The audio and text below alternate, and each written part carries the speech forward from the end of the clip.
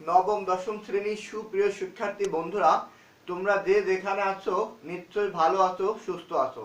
আমি মোহাম্মদ আবুল কাশেম, সহকারী শিক্ষক, বিজ্ঞান, ঢাকা দান পাবলিক স্কুল। আজকের এই অনলাইন ক্লাসে তোমাদের সকলকে স্বাগতম। আমি এখন তোমাদের নবম দশম শ্রেণীর রসায়ন বিজ্ঞান বইয়ের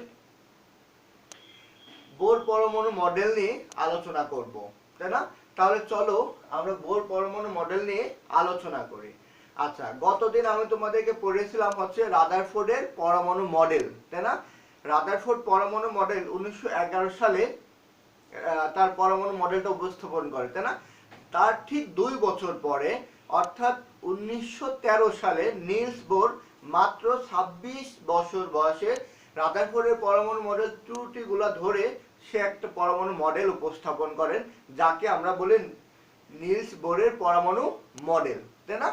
আচ্ছা, এই মডেল 3টা তথ্যের উপর ভিত্তি করে প্রস্তাব দিছে। এই তথ্য 3টা কি কি? 1 নম্বর তথ্য হচ্ছে শক্তি স্তর সম্পর্কিত প্রস্তাব। অর্থাৎ রাদারফোর্ড তার পরমাণু মডেলের শক্তি স্তর সম্পর্কে যে ধারণা দিতে পারে না, সেটা নিলস বোর তথ্য দিয়েছে, অর্থাৎ শক্তি স্তর সম্পর্কিত প্রস্তাব। 2 নম্বর হচ্ছে কৌণিক ভরবেগ সম্পর্কিত প্রস্তাব। 3 নম্বর হচ্ছে শক্তির শোষণ বা বিকিরণ সম্পর্কিত প্রস্তাব। হ্যাঁ, তাহলে চলো আমরা প্রথমে শক্তি স্তর সম্পর্কিত প্রভাব নিয়ে সম্পর্কিত প্রস্তাব নিয়ে আলোচনা করব। আচ্ছা, রাদারফোর্ড তার পরমাণু মডেলে বলছে ইলেকট্রনগুলা নিউক্লিয়াসকে কেন্দ্র করে তার চারিদিকে ঘুরছে। বাট কিভাবে ঘুরছে, কিভাবে অবস্থান করছে, ইচ্ছা মতো ঘুরছে নাকি একটা নির্দিষ্ট বৃত্তাকার কক্ষপথে ঘুরছে নাকি উপবৃত্তাকার কক্ষপথে ঘুরছে, এটা কিন্তু রাদারফোর্ড বলতে পারে নাই, তাই না? যার প্রেক্ষাপটে নিলস বোর তার শক্তি স্তর সম্পর্কিত প্রস্তাবটা উপস্থাপন করলো। এই উপস্থাপনে বলছে নিলস বোর নিউক্লিয়াসকে কেন্দ্র করে ইলেকট্রনগুলো ইচ্ছা মতো ঘুরতে পারে না। অর্থাৎ নিউক্লিয়াসের চারিপাশে একটা সুনির্দিষ্ট অনুমোদিত বৃত্তাকার কক্ষপথ আছে। সেটা কেমন? বৃত্তাকার। অর্থাৎ এই বৃত্তাকার, এরকম বৃত্তাকার কতগুলো বৃত্তাকার কক্ষপথ আছে। এই কক্ষপথে ইলেকট্রনগুলো অবস্থান করে নিউক্লিয়াসকে কেন্দ্র করে চারিদিকে ঘোরে। নিলস বোর এই নির্দিষ্ট কক্ষপথগুলোকে বলছে অরবিট, শক্তি স্তর, ইংরেজিতে বলা হয় শেল অথবা স্থির শক্তি স্তর। হ্যাঁ, আচ্ছা, এই শক্তি স্তরগুলোকে নিলস বোর এন দিয়ে প্রকাশ করছে। ছোট হাতের এন, যে এনটা হবে পূর্ণ সংখ্যা, পূর্ণ সংখ্যা। অর্থাৎ এন এর মান আমি যদি 1 বসাই তাহলে আমি পাবো প্রথম শক্তি স্তর। n ইকুয়াল টু যদি বসাই দ্বিতীয় শক্তি স্তর। অর্থাৎ এনটা হচ্ছে শক্তি স্তর নির্দেশ করে, যাকে আমরা প্রধান কোয়ান্টাম সংখ্যা বলি। তাহলে নিলস বোরের এই তথ্য থেকে কিন্তু আমরা প্রধান কোয়ান্টাম সংখ্যা বা কোয়ান্টাম সংখ্যা নামক একটা তথ্য বা জিনিস জানতে পারলাম। যেমনটা রাদারফোর্ডের পরমাণু মডেল আমরা রাদারফোর্ড আবিষ্কার করেছিল কি নিউক্লিয়াস, আর এইখানে সে কি আবিষ্কার করলো? কোয়ান্টাম সংখ্যা, তাই না? প্রধান কোয়ান্টাম সংখ্যা, যেটা এন, যেটা শক্তি স্তরগুলা নির্দেশ করে। যেমনটা আমরা n ইকুয়াল 1 বসালে প্রথম শক্তি স্তর পেলাম, n ইকুয়াল 2 হলে দ্বিতীয় শক্তি স্তর, আমরা যদি n ইকুয়াল 3 বসাই তাহলে তৃতীয় শক্তি স্তর, আমরা যদি n ইকুয়াল 4 বসাই তাহলে চতুর্থ শক্তি স্তর, তাই না? এই শক্তি স্তরকে ইংরেজি বর্ণমালায় বলা হয় কে এল এম এন ও, অর্থাৎ এরকম শক্তি স্তর হতে পারে। আচ্ছা, এই শক্তি স্তর গুলোর শক্তি মান ভিন্ন ভিন্ন। অর্থাৎ যে নিউক্লিয়াসের কাছে অবস্থিত তার শক্তি কম, তাকে আমরা বলি নিম্ন শক্তি স্তর। আর নিউক্লিয়াস থেকে দূরে অর্থাৎ কে এল এম এন, আস্তে আস্তে এদেরকে বলা হয় উচ্চ শক্তি স্তর। ক্লিয়ার? আচ্ছা,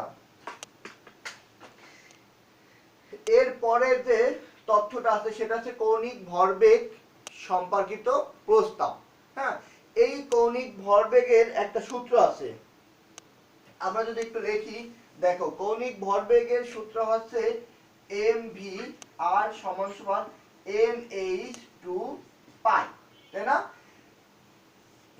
আচ্ছা, এইগুলার এদেরকে বলা হয় কৌণিক ভরবেগ, অর্থাৎ একটা ইলেকট্রন নিউক্লিয়াসকে কেন্দ্র করে যে চারদিকে ঘুরছে, এই ইলেকট্রনের কক্ষপথের একটা কৌণিক ভরবেগ আছে, যেটাকে আমরা এই সূত্রের মাধ্যমে প্রকাশ করতে পারি। কৌণিক ভরবেগ mvr সমান সমান nh2 পাই, অর্থাৎ ইলেকট্রনের শক্তি স্তরে কৌণিক ভরবেগ হলো h/2π এর সরল গুণিতক, তাই না?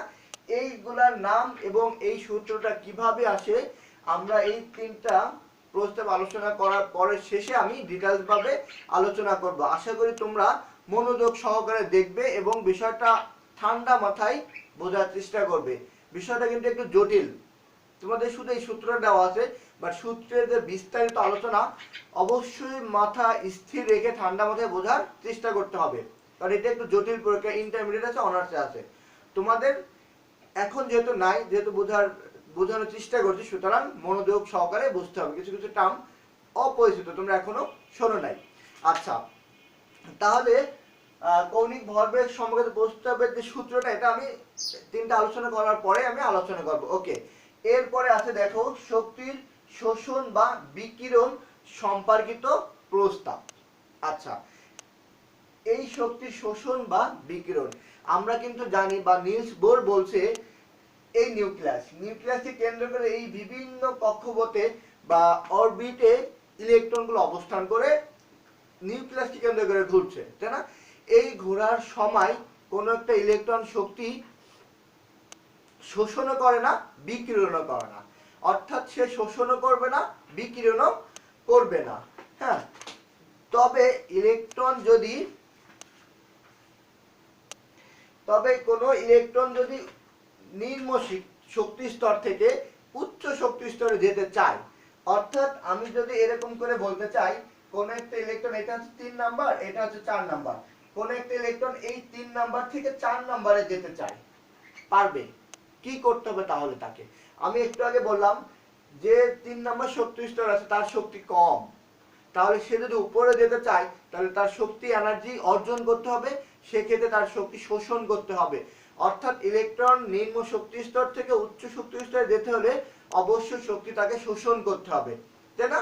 আচ্ছা, কোন একটা ইলেকট্রন এই 4 নাম্বার থেকে 3 নাম্বারে যেতে চায়, তার শক্তি আছে, তাহলে সে জাস্ট শক্তিটা বিকিরণ বা নির্গত করলেই কিন্তু সে 4 নাম্বার থেকে 3 নাম্বারে সুন্দর চলে আসতে পারে, তাই না? এইটাই হচ্ছে শক্তি স্তর সম্পর্কিত প্রস্তাব। অর্থাৎ কোন একটা ইলেকট্রন নিম্ন শক্তি স্তর থেকে উচ্চ শক্তি স্তরে যেতে হলে তাকে অবশ্যই শক্তি শোষণ করতে হবে, আর উচ্চ শক্তি স্তর থেকে নিম্ন শক্তি স্তরে যেতে হলে তাকে অবশ্যই শক্তি বিকিরণ করতে হবে, তাই না? আমি ধরে নিলাম এর শক্তি হচ্ছে E1 আর এটা ধরলাম E2, তাই না? তাহলে শক্তির পার্থক্য কতটুকু হয় আমি যদি একটু দেখার চেষ্টা করি। E2 মাইনাস E1, যাকে আমরা ডেল E দিয়ে প্রকাশ করি, তাই না?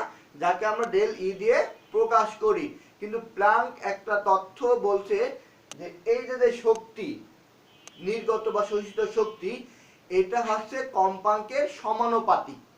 যে আমরা কম্পাঙ্ককে এরকম করে মিউ দিয়ে প্রকাশ করতে পারি, অর্থাৎ ডেল ই সমানুপাতিক নিউ, একে বলা হয় নিউ বা কম্পাঙ্ক।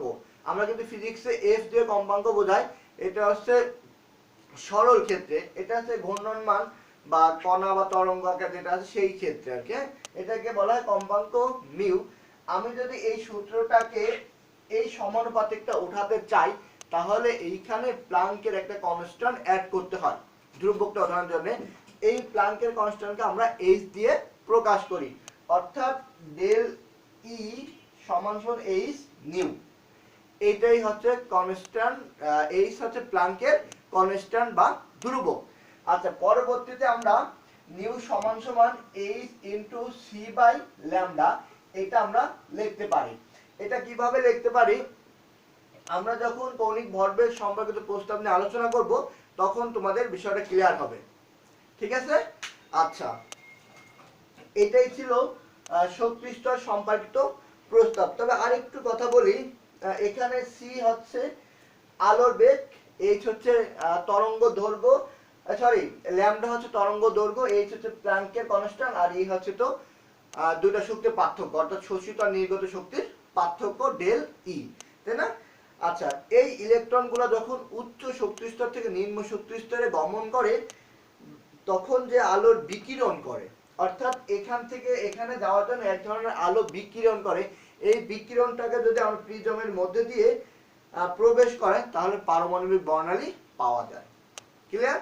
আচ্ছা, এইটাই হচ্ছে নিলস বোরের পরমাণু মডেলের স্বীকার্য, অর্থাৎ তিনটা প্রস্তাব। তাহলে চলো আমরা এখন কৌণিক ভরবেগ সম্পর্কিত যে সূত্রটা সেটা আমরা একটু নিয়ে আলোচনা করি। আমি এগুলো একটু মুছে দিচ্ছি।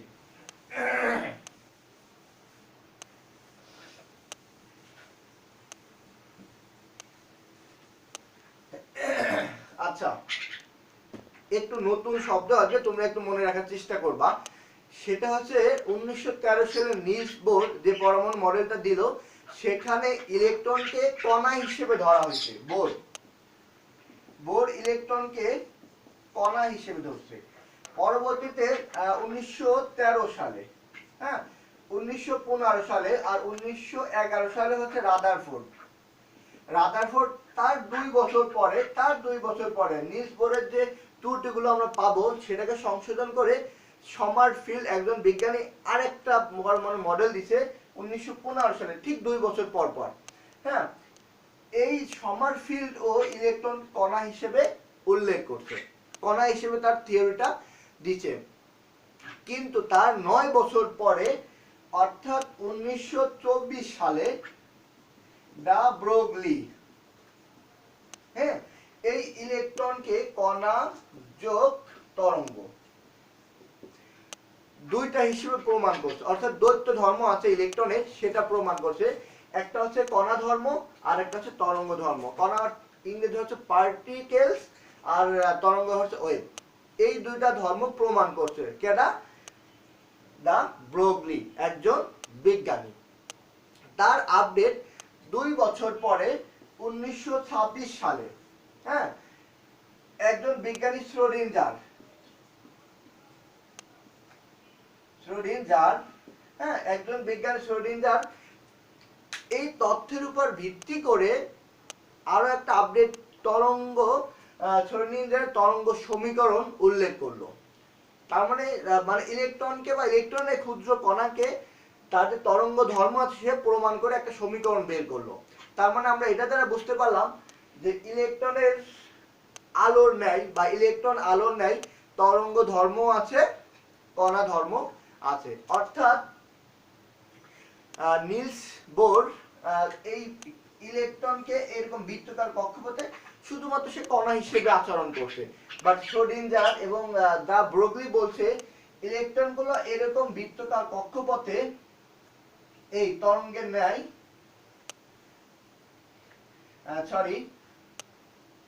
এই আমরা যদি একটু দেখানোর চেষ্টা করি, দেখো এই এরকম করে কিন্তু সে অবস্থান করছে। অর্থাৎ তরঙ্গ আকার, এই যে একটা সরল কণা কিন্তু এরকম করে যায়, তাই না? কিন্তু সে যদি তরঙ্গ আকারে যায় এরকম করে যাবে না,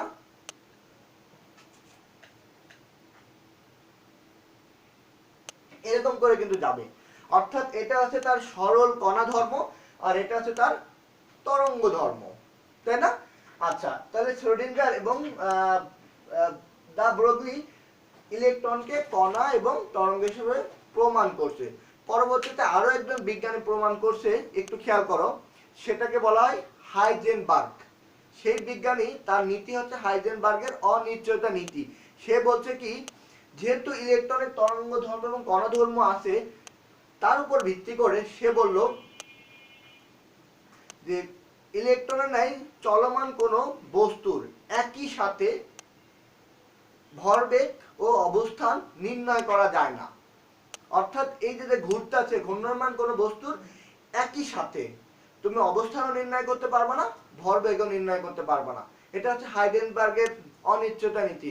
অর্থাৎ সে বলছে তুমি যদি কোনোভাবে ভরবেগ সঠিকভাবে নির্ণয় করতে পারো তাহলে অবস্থান নির্ণয় করতে পারবে না, আর যদি অবস্থান নির্ণয় করতে পারো তাহলে ভরবেগ নির্ণয় করতে পারবে না। এই তথ্যের উপর ভিত্তি করে আমরা বলতে পারি ইলেকট্রনের কণা ধর্ম ও তরঙ্গ ধর্ম আছে। আচ্ছা, এটা থাক, এটাই হচ্ছে তার মেইন কথা। আচ্ছা, এবার আমরা আরেকটু দিকে ফিরে আসি। আর একজন বিজ্ঞানী ম্যাক্স প্ল্যাঙ্ক, অর্থাৎ ম্যাক্স প্ল্যাঙ্ক। হ্যাঁ, এই ম্যাক্স প্ল্যাঙ্ক ফোটন নিয়ে যখন কথা বললো তখন সে বললো আলো যখন এক জায়গা থেকে অন্য জায়গায় চলাচল করে বা যায় তখন আলোগুলা গুচ্ছ আকারে বা দলবদ্ধভাবে চারিদিকে যায়। এই যে গুচ্ছকেই আমরা বলি ফোটন। হ্যাঁ, এই ফোটন যে শক্তি আছে তার উপর ভিত্তি করে ম্যাক্স প্ল্যাঙ্ক একটা সূত্র দিল। কি বললো? যে ফোটনের যে শক্তি, আমরা একটু এগুলা মুছে দিই। হ্যাঁ,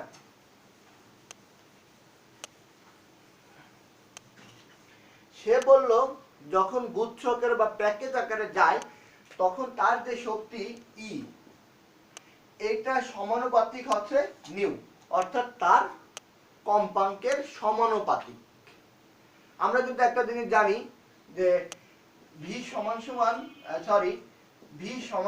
এফ ল্যামডা, এই দুটা যেহেতু গুণ আছে একটার একটার সাথে সম্পর্কিত, যদি আমরা করতে চাই, এফ কিন্তু কম্পাঙ্ক, যে তরঙ্গ বাড়লে কম্পাঙ্ক কমে আর কম্পাঙ্ক বাড়লে তরঙ্গ কমে, সেরকম এইটা ইলেকট্রন শক্তি, ফোটনের শক্তি এবং কম্পাঙ্ক কিন্তু পরস্পর সমানুপাতিক।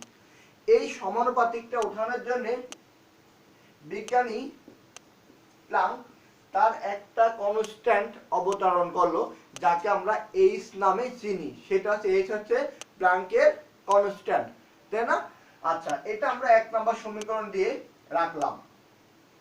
পরবর্তীতে আমরা জানি আইনস্টাইনের একটা বিখ্যাত সমীকরণ আছে, যেটা হচ্ছে E সমান সমান mc স্কয়ার, তাই না? যেখানে শক্তি, ভর এবং আলোর বেগ নিয়ে আইনস্টাইনের একটা বিখ্যাত সমীকরণ আছে, তাই না? এই সমীকরণ হচ্ছে E হচ্ছে শক্তি, m হচ্ছে ভর, c হচ্ছে আলোর বেগ। তাহলে এটা যদি আমরা 2 নাম্বার দিয়ে আইডেন্টিফাই করি তাহলে এই শক্তি সমান, তাহলে আমরা লিখতে পারি 1 ও 2 থেকে, হ্যাঁ 1 ও 2 থেকে mc স্কয়ার সমান সমান h নিউ, তাহলে বা mc স্কয়ার সমান সমান h ইনটু। আচ্ছা, আমরা কিন্তু এই সূত্রটা জানি কণার ক্ষেত্রে। এখন যদি আমরা v হচ্ছে বেগ, যদি আলোর বেগের মান বসায় আর কম্পাঙ্ক নিউ বসায় আর ল্যামডা তো ল্যামডাই, এখান থেকে একটা মান আসবে, দেখো c ল্যামডা বাই নিউ। আচ্ছা, এটা আমি দিলাম 3 নাম্বার। হ্যাঁ, এই 3 নাম্বারে আমি নিউ এর পরিবর্তে লিখি c ল্যামডা। ওই যে আমি তখন বলছিলাম এই মানটা কিন্তু এটার পরিবর্তে আমরা রিপ্লেসমেন্ট করছিলাম, বলছিলাম যে কৌণিক ভরবেগ যখন আলোচনা করব তখন তোমরা বুঝতে পারবে এই যে সেইটা। ঠিক আছে, তাহলে এখন আমি c একটা কেটে দিই, একটা c থাকে, তাহলে mc সমান সমান h বাই ল্যামডা, তাই না? h বাই ল্যামডাকে যদি আমি আরেকটু মডিফাই করে লিখি, ল্যামডা সমান সমান h mc, এইটাই হচ্ছে দা ব্রগলির সমীকরণ। হ্যাঁ, এটা হচ্ছে দা ব্রগলির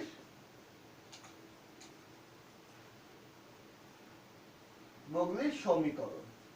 এইটাই, এটা হচ্ছে কণাকে যখন ইলেকট্রনকে যখন কণা এবং তরঙ্গ ধর্ম হিসেবে আলোচনা করছে তখন সে ব্রগলি এটা পাইছে, ব্রগলি এই সমীকরণটা পাইছে। এখন যদি আমি ইলেকট্রনকে শুধুমাত্র কণা হিসেবে আলোচনা করি তাহলে এখানে কিন্তু আলোর বেগ আর থাকবে না, তখন কিন্তু ভি হয়ে যাবে। অর্থাৎ আমি এটাকে লিখতে পারি ল্যামডা সমান সমান h বাই m v, তাই না? আমরা এটা লিখতে পারি। ওকে, তাহলে আমরা একটু এটা মুছে ফেলি। আচ্ছা, তাহলে আমরা দা ব্রগলি সমীকরণটা পাইলাম হচ্ছে ল্যামডা সমান সমান h বাই mc, mc, আর এটাকে আমরা লিখতে পারি কণা হিসেবে m d, তাই না? আচ্ছা, আমরা যে দা ব্রগলি এবং শ্রোডিঞ্জারের যে তরঙ্গ দৈর্ঘ্য, ইলেকট্রনকে তরঙ্গ এবং কণা বিষয়ে আলোচনা করছে তখন কিন্তু আমরা একটা ছবি আঁকছিলাম এরকম, তাই না? সে যদি এরকম, যখন সে এরকম হিসেবে অবস্থান করে তখন দেখো তো এখান থেকে একটা তরঙ্গ দৈর্ঘ্য হলো, এরকম করে একটা তরঙ্গ দৈর্ঘ্য হলো কি হলো না? 3টা 4টা হয়েছে, তাই না? আচ্ছা, আবার আমরা যদি এই সেন্টার থেকে এখান থেকে ব্যাসার্ধ ধরা এই বৃত্তের পরিধি কত হবে? 2 পাই r, তাহলে এই বৃত্তের পরিধি হচ্ছে 2 পাই r, তাই না? সমান সমান হচ্ছে ল্যামডা অর্থাৎ এই যে ল্যামডা, এই ল্যামডা হবে n সংখ্যক। অর্থাৎ আমরা বলতে পারি ইলেকট্রন তরঙ্গ বৃত্তাকার পথ যখন একবার অতিক্রম করে তখন n সংখ্যক বার পূর্ণ কম্পাঙ্ক সম্পূর্ণ করে। হ্যাঁ, n সংখ্যক বার, তাহলে আমরা লিখব n গুণ ল্যামডা। হ্যাঁ, n গুণ ল্যামডা। ওকে, এখান থেকে আমি একটু ল্যামডার মানটা বের করি, 2 পাই আর n সমান সমান ল্যামডা। এখন এই যে সমীকরণটা আছে 4 নাম্বার দিলাম আর আমি এটা দিলাম 5, তাহলে এই সমীকরণে আমি ল্যামডার মানটা বসায় দিই, তাহলে 2 পাই আর n সমান সমান h m b। ওকে, আমি এই মানগুলো এই পাশে নিয়ে আসি বা গুণ করে দিই, 2 পাই আর গুণ m v সমান সমান n h, তাহলে বা আমি এখান থেকে রাখি m v আর সমান সমান n h 2 পাই। এটাই হচ্ছে তোমার বোরের কৌণিক ভরবেগ সম্পর্কিত প্রস্তাব। ক্লিয়ার? আমরা এরকম করে মূলত প্রমাণ করতে পারি যে কৌণিক ভরবেগ সম্পর্কিত প্রস্তাব। আশা করি তোমরা নিশ্চয়ই বুঝতে পারছো। তবে এই ভিডিওটা কৌণিক ভরবেগ যে এই মানটা আমি সমীকরণ যখন প্রতিপাদন করলাম অবশ্যই মাথা ঠান্ডা রেখে মনোযোগ সহকারে দেখতে হবে, কারণ এখানে কিছু নতুন টার্ম এসেছে যেটা তোমরা এখনো নাম শুনো নাই বা শুনতেও পারো। ইন্টারমিডিয়েট তো এখানে ঠান্ডা মাথায় তোমাদেরকে মনোযোগ সহকারে বুঝতে হবে। আচ্ছা, এখন আমি এই সমীকরণের পদগুলো একটু তোমাদেরকে চিহ্নিত করি। হ্যাঁ, অর্থাৎ আমরা কি পাইলাম, mv আর সমান সমান nh2 পাই। আচ্ছা, mটা কি? mটা হচ্ছে ইলেকট্রনের ভর অর্থাৎ মাস অফ ইলেকট্রন, তাই না? ইলেকট্রনের ভর, এটার মান আছে একটা 9.11 into 10 to the power minus 31 kg, তাই না? 9.11 into 10 to the power minus 31 kg। ওকে, ভিটা কি? ভিটা হচ্ছে বেগ, ভেলোসিটি, ভেলোসিটি বা বেগ। এটার একক কি? এটার একক হচ্ছে মিটার পার সেকেন্ড, তাই না? আচ্ছা, এরপরে আছে আর, আরটা কি? ব্যাসার্ধ অর্থাৎ রেডিয়াস, তাই না? রেডিয়াস, এটার একক কি? এটার একক হচ্ছে মিটার। আচ্ছা, এরপরে n হচ্ছে নাম্বার অফ শেল অর্থাৎ কক্ষপথের সংখ্যা নির্দেশ করে, তাই না? n হচ্ছে কক্ষপথের নাম্বার। আচ্ছা, এরপরে h তো আমরা জানি প্লাঙ্কের কনস্ট্যান্ট, তাই না? আচ্ছা, এই কনস্ট্যান্টের মান হচ্ছে 626 into 10 to the power minus 34 J/s। এই এককটা J/s আমরা লিখতে পারি অথবা KG metre square per second, আমরা কিন্তু এটাও লিখতে পারি। আচ্ছা, আর 2 তো আমরা সবাই জানি।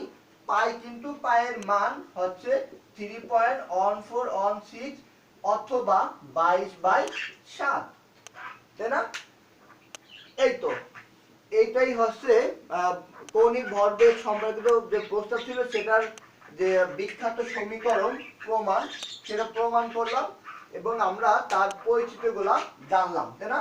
অর্থাৎ এমটা হচ্ছে ইলেকট্রনের ভর যেটার মান আমরা জানি, ভি হচ্ছে বেগ, আর হচ্ছে রেডিয়াস, আর এন হচ্ছে নাম্বার অফ শেল অর্থাৎ কক্ষপথের যে নাম্বার, আর হচ্ছে এন হচ্ছে এইচ হচ্ছে প্লাঙ্কের কনস্ট্যান্ট যার মান আমরা জানি, তাই না? আচ্ছা, এই যে এটার জেএসও লেখা যায় মিটার কেজি মিটার পার সেকেন্ডে লেখা যায়, এটা আমি একটু তোমাদের একটু দেখানোর চেষ্টা করি যে এটা সমান এটা কিভাবে আসে। হ্যাঁ, আচ্ছা, একটু মনোযোগ দিয়ে দেখো তোমরা। এই জেএস কে আমরা অর্থাৎ জুল পার সেকেন্ডকে কিভাবে কনভার্ট করে কেজি মিটার স্কয়ার পার সেকেন্ডে আমরা নিতে পারি, তাই না? আচ্ছা, যে মানে কি? জুল। হ্যাঁ, এই জুল কিসের একক? কাজের একক। তাহলে কাজের একক যদি হয় W = F S, তাই না? F টা কি? বল, তাহলে বলের একক নিউটন, আর সরণের এস সরণ, সরণ হচ্ছে মিটার, তাই না? তার মানে আমরা ডাব্লিউ সমান যে সমান সমান লিখতে পারি এম এন গুণ এস। আচ্ছা, এই নিউটন আবার আমরা বলের একক এফ সমান সমান আমরা লিখতে পারি এম এ। এম এর একক কি? কেজি, আর ত্বরণ একক মিটার পার সেকেন্ড স্কয়ার। ওকে, আমরা এখন লিখে দিই গুণ এম গুণ জে। ওকে, এই যে কেজি আমরা লিখে দিলাম, মিটার স্কয়ার হয়, আর এখানে দুইটা মাইনাসের একটা প্লাস, তার মানে একটা মাইনাসের। এই তো, অর্থাৎ আমরা এটা সমান সমান এটা আমরা লিখতে পারি, তাই না? যে জুল সেকেন্ডের পরিবর্তে আমরা KG metre square per second লিখতে পারি, অথবা জেএস লিখতে পারি।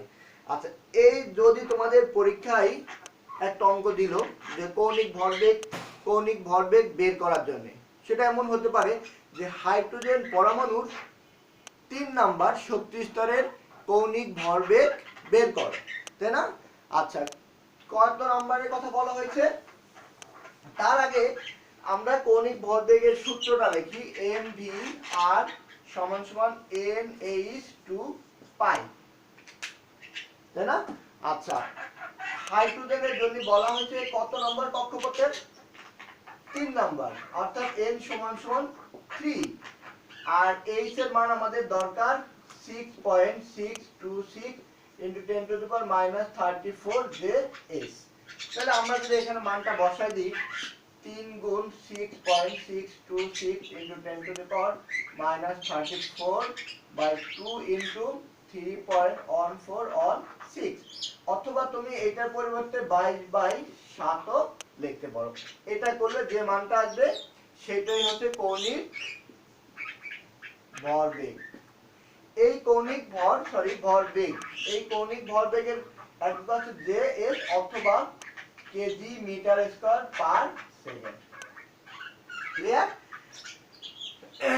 এখান থেকেও আমরা কিন্তু এককটা বের করতে পারি। কিভাবে দেখো, এটার একক হচ্ছে কেজি, আর বেগের একক হচ্ছে মিটার পার সেকেন্ড, আর এটা এম, তাহলে এখানে হয় KG metre square per second.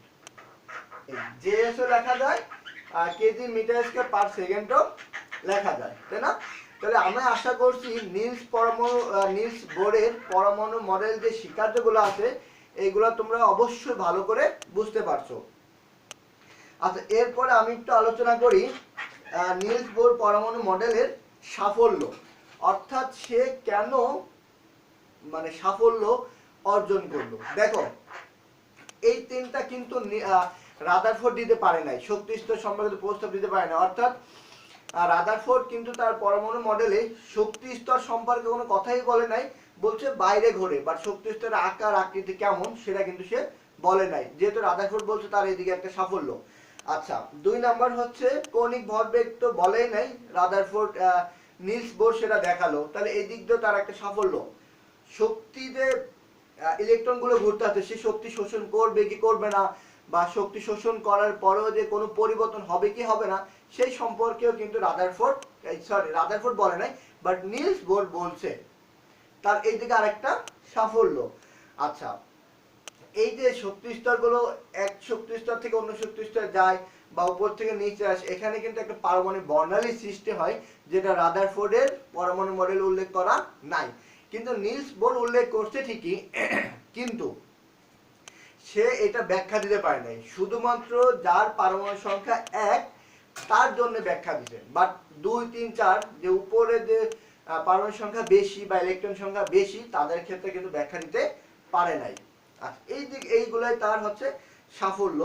আমরা যদি একটু ব্যর্থতার দিকে আসি বা সীমাবদ্ধতার দিকে আসি, দেখো নিলস বোরের পরমাণু মডেল সবাই প্রায় গ্রহণ করছে, তারপরেও কিছু ত্রুটি আছে, যেটা নিলস বোর 13 সালে, রাদারফোর্ড 11-তে, পরবর্তী 2 বছর পর পরে সমারফিল্ড একজন বিজ্ঞানী আছে যে নিলস বোরের পরমাণু মডেলের ত্রুটি ধরে একটা ব্যাখ্যা দিছে। নিলস বোর বলছে এই যে কক্ষপথগুলা বৃত্তকার, কিন্তু সমারফিল্ড বলছে এইগুলো হচ্ছে উপবৃত্তকার। শুধু যে বৃত্তকার কক্ষপথে ঘোরে তা কিন্তু নাই, উপবৃত্তকার কক্ষপথে অবশ্যই তারা ঘোরে, ঠিক আছে? আচ্ছা 2 নাম্বার রাদারফোর্ড নিলস বোর ইলেকট্রনকে কণা হিসেবে আলোচনা করছে, কিন্তু দা ব্রগলি তারপর শ্রোডিঞ্জার প্রমাণ করলো যে ইলেকট্রনের কণা ধর্মের সাথে সাথে তরঙ্গ ধর্ম বিদ্যমান, তাই না? এটা তার একটা ত্রুটি। তারপর আরেকটা ত্রুটি আছে পারমাণবিক বর্ণালী, যে এক শক্তি স্তর থেকে আরেক শক্তি স্তরে যায় তখন একটা পথ সৃষ্টি হয়। আমরা যদি এখান থেকে ঢাকা থেকে খুলনায় যাই একটা পথ আছে না, আমরা যদি হেঁটে যাই আমার পায়ে ছাপ পড়বে, সেরকম ইলেকট্রনগুলো এক শক্তি স্তর থেকে অন্য শক্তি স্তরে যাচ্ছে, একটা ছাপ হচ্ছে। এখানে একটা মাত্র রেখা পাওয়ার কথা, কিন্তু উচ্চ আণুবীক্ষণ যন্ত্র বিশ্লেষণ করে দেখা গেছে এই একটা রেখা অনেকগুলো রেখার সমষ্টি। এটা কিভাবে আছে, কেন হলো, এটা নিলস বোর ব্যাখ্যা দিতে পারে নাই, তাই না? আর এই যে পারমাণবিক বর্ণালীর সৃষ্টি হয় এটা শুধুমাত্র এক ইলেকট্রন বিশিষ্ট হাইড্রোজেন পরমাণুর জন্য সে ব্যাখ্যা দিতে পারে, বাট বেশি ইলেকট্রন হলে সে আর ব্যাখ্যা দিতে পারে না। আচ্ছা শক্তি, এইটাই তো তার ত্রুটিগুলো। তারপরে শক্তি স্তর এক জায়গা থেকে আরেক জায়গায় গমন করলে রেখাগুলো পাওয়া যায়। এইটাই ছিল আমার আজকে আলোচনার বিষয়, অর্থাৎ নিলস বোরের পরমাণু মডেলের স্বীকার্য, সাফল্য এবং সীমাবদ্ধতা নিয়ে আলোচনা করলাম। তার মধ্যে সবচেয়ে ইম্পর্টেন্ট একটা জিনিস যেটা 9-10 বইতে নাই, তোমরা খুব অনেকে ভয় পাও, যে কৌণিক ভরবেগ সম্পর্কিত যে সূত্রটা আছে এটা কিভাবে আসলো, বা তোমাদের ব্যাখ্যা বিশ্লেষণ দেওয়া নাই, সেটা নিয়ে আমি তোমাদের আলোচনা করলাম। আমি আশা করি তোমরা সবাই বুঝতে পারছো। তোমাদের বাড়ির কাজ একটু শুনে নাও। তোমাদের বাড়ির কাছে নিলস বোর পরমাণু মডেলের স্বীকার্য, কৌণিক ভরবেগের যে সমীকরণটা ওইটা প্রতিপাদন করবে, আর হচ্ছে সাফল্য এবং সীমাবদ্ধ। হ্যাঁ, কি বললাম, বাড়ির কাজ হচ্ছে নিলস বোর পরমাণু মডেলের স্বীকার্য, তিনটা কৌণিক ভরবেগ যে সম্পর্কিত সূত্রটা আছে ওটা প্রতিপাদন করবে, সাফল্য এবং সীমাবদ্ধতা, তাই না? ওকে, সবাইকে ধন্যবাদ জানিয়ে আমি আমার ক্লাস শেষ করছি। আশা করছি তোমরা সবাই বুঝতে পারছো। ভালো থাকো, সুস্থ থাকো, বাই।